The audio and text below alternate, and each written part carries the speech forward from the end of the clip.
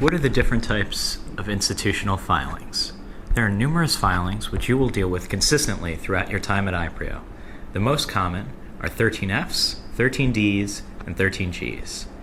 A 13F is a quarterly filing with the Securities and Exchange Commission, or SEC, that is required of all institutional investment managers with over $100 million in qualifying assets that use the United States mail or other means or instrumentality of interstate commerce in the course of their business, as these filings are only mandatory for firms with significant U.S. business investments. Many international investment firms do not file 13Fs. 13F filings must be filed within 45 days after the end of each quarter. So if the end of the quarter was March 31st, the 13F is not required to be filed with the SEC until May 15th at the latest.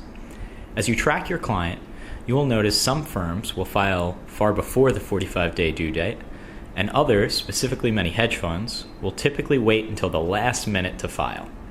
Within a 13F filing, a manager must report the following for each security.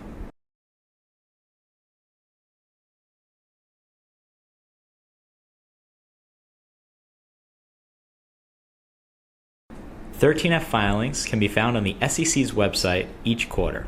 This list generally includes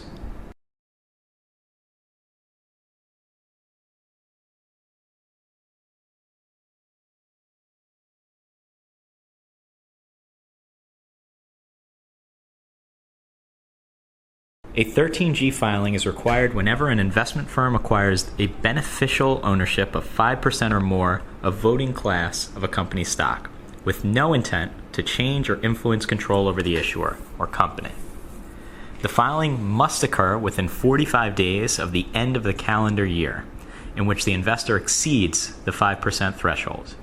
Therefore, if an investment firm takes a 5% or more stake in a public company with a passive stance to management, and it takes that stake in March, it will have nearly 9 full months before it will need to file its 13G. However, once a 13G is filed, the company will have to file amendments in 3 situations. First, on an annual basis, updating the firm's current ownership. Second, the firm will have to file an amended 13G within 10 days after the end of a month, in which the investment firm's ownership stake exceeds 10% of the public corporation. Finally, and third, the firm will have to file an amended 13G within 10 days after the end of a month, anytime the firm's ownership increases or decreases by at least 5%. Meanwhile, fixed income ownership disclosure is not required.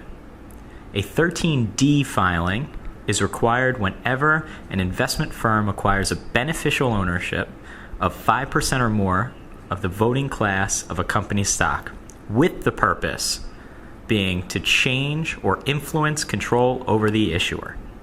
However, any investment firm must also file a 13D if they acquire more than 20% stake in a public company, no matter what their intentions are. The filing must occur within 10 days after the purchase takes place in either situation. The 13D filing will require detailed disclosures, including information regarding the background of the investor, purpose of acquiring the stock, and arrangements made with the issuer. Amendments for 13Ds will be required in the event of any material changes.